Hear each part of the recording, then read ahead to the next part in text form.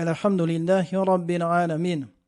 Wassalatu wassalamu ala nabiyyina Muhammadin wa ala alihi wa sahbihi ajma'in. Amma ba'd.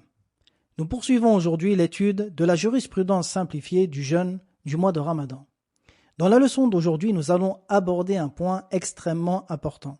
Il s'agit des annulatifs du jeûne. Qu'est-ce que les annulatifs du jeûne? Les annulatifs du jeûne sont les choses qu'Allah et son messager alayhi salatu wassalam nous ont ordonné de délaisser pendant le jeûne du mois de Ramadan ou pendant le jeûne en général. Je vais faire ici le lien directement avec la définition du jeûne.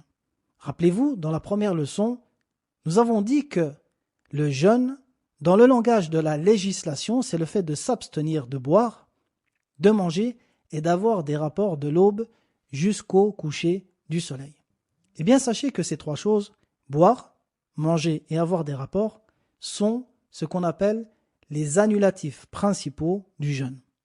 On peut encore les appeler les annulatifs mères du jeûne.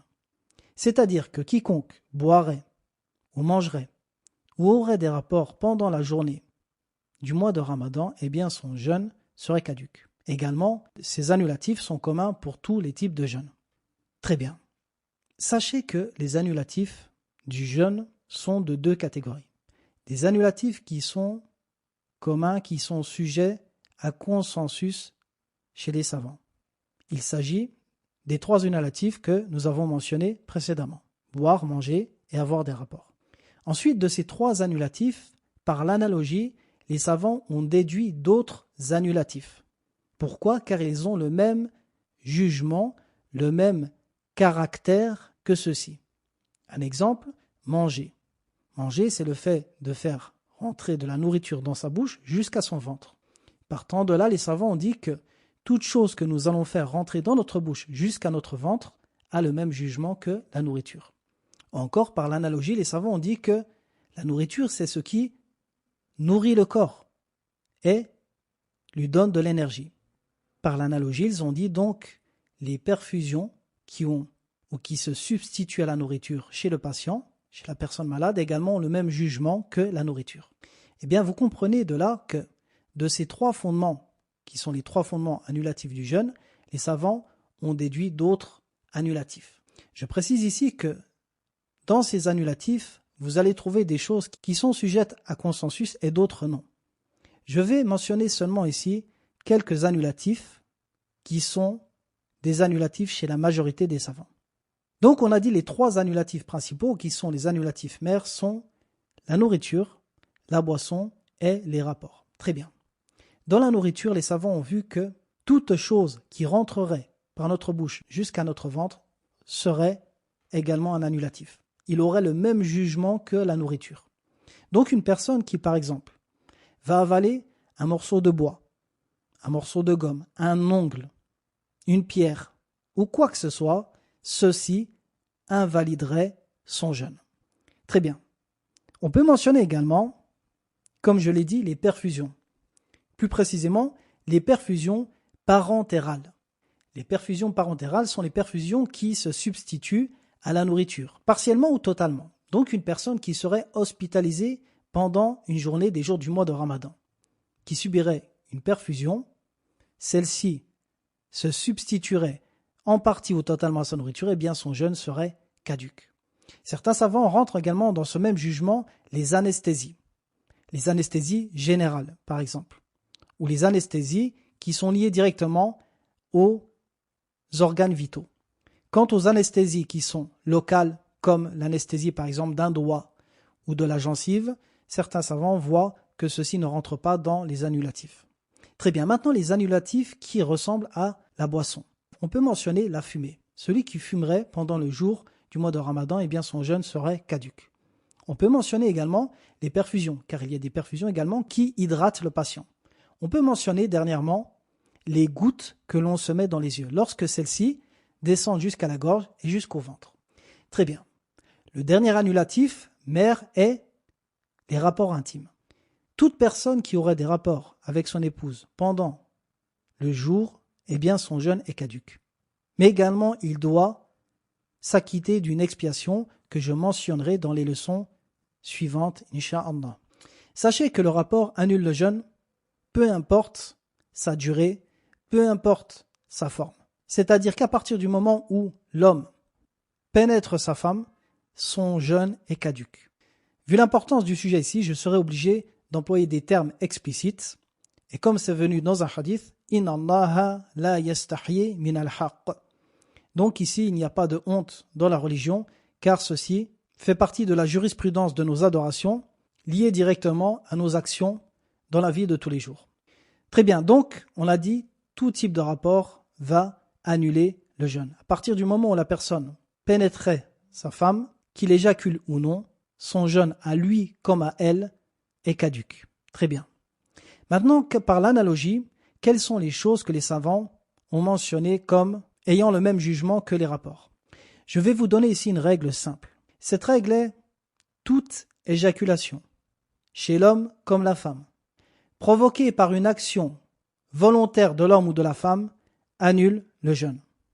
Je répète, toute éjaculation, chez l'homme comme la femme, provoquée par une action volontaire de celui-ci ou celle-ci, annulerait le jeûne. Un exemple, la masturbation. Un exemple, des préliminaires. Un exemple, un homme qui fera un câlin à sa femme un peu trop longtemps et qui éjaculerait. Eh bien, dans tous ces cas, le jeûne est caduc, que ce soit pour l'homme ou la femme. Ici, j'ai mentionné provoqué par une action volontaire. Pourquoi?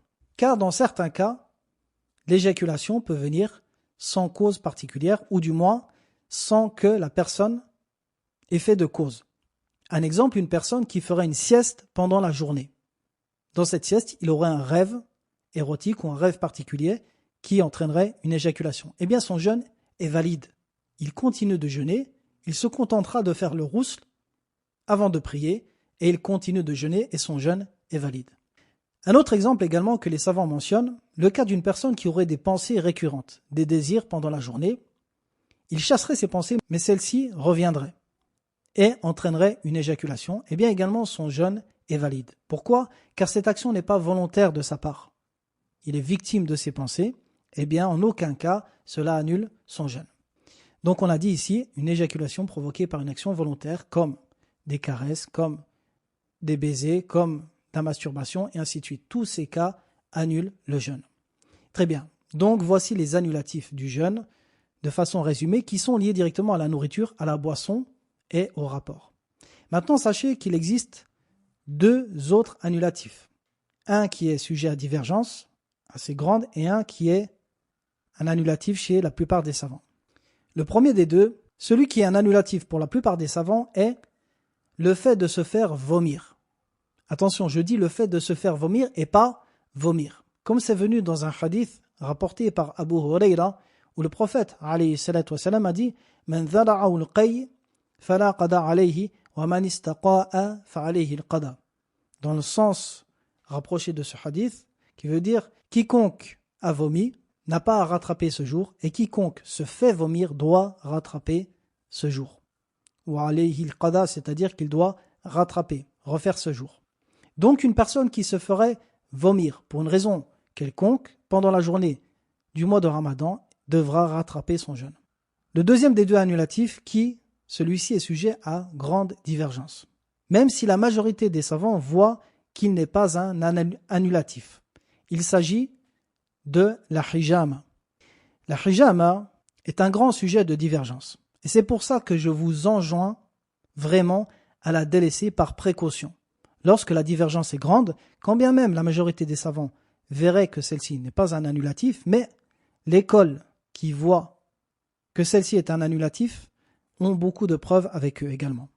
Eh bien, dans ce type de divergence, il convient d'être prudent et délaisser la divergence. Donc, je répète les annulatifs. On a dit les trois annulatifs principaux qui sont la nourriture, la boisson et les rapports. Et de là, on peut rajouter les perfusions sanguines, le fait d'avaler un objet ou d'avaler une chose, une pierre, ainsi de suite, les gouttes dans les yeux, tout type de perfusion qui est nourrissante ou alors qui est hydratante. Et on peut mentionner également les préliminaires ou les caresses ou les câlins ou la masturbation qui entraînerait une éjaculation. Et bien tout ceci rentre dans les annulatifs. Ensuite, le fait de se faire vomir et la hijama, comme je vous ai dit, il est mieux de la délaisser pendant le Ramadan. Très bien.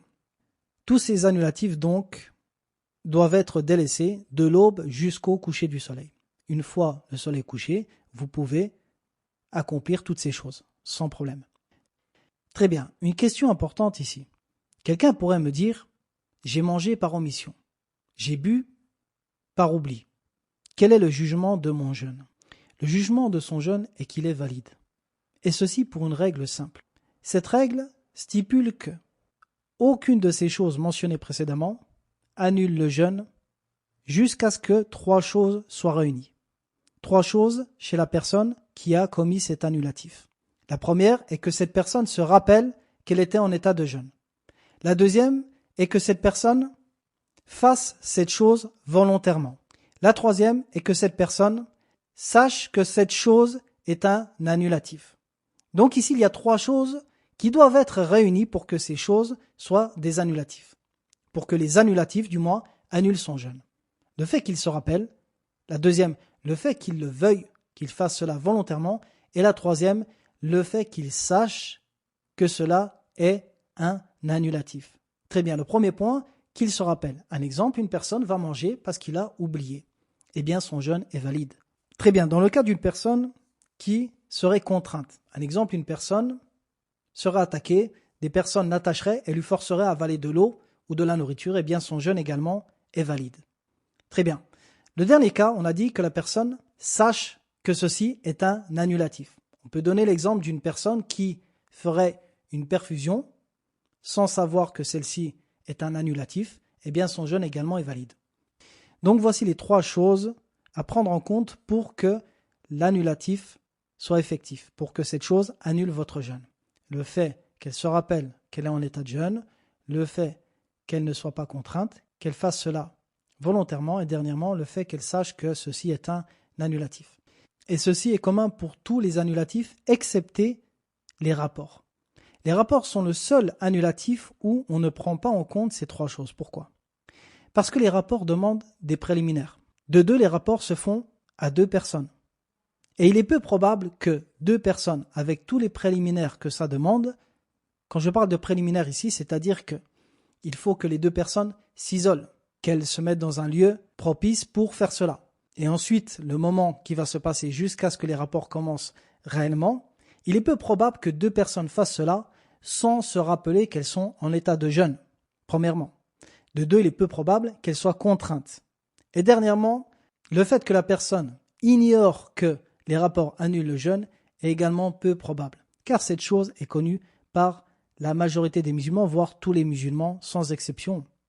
Donc voici un résumé sur les annulatifs du jeûne. Et je vous dis à très bientôt pour la prochaine leçon. Wa sallallahu ala nabiyyina Muhammadin wa ala alihi wa sahbihi wa sallam.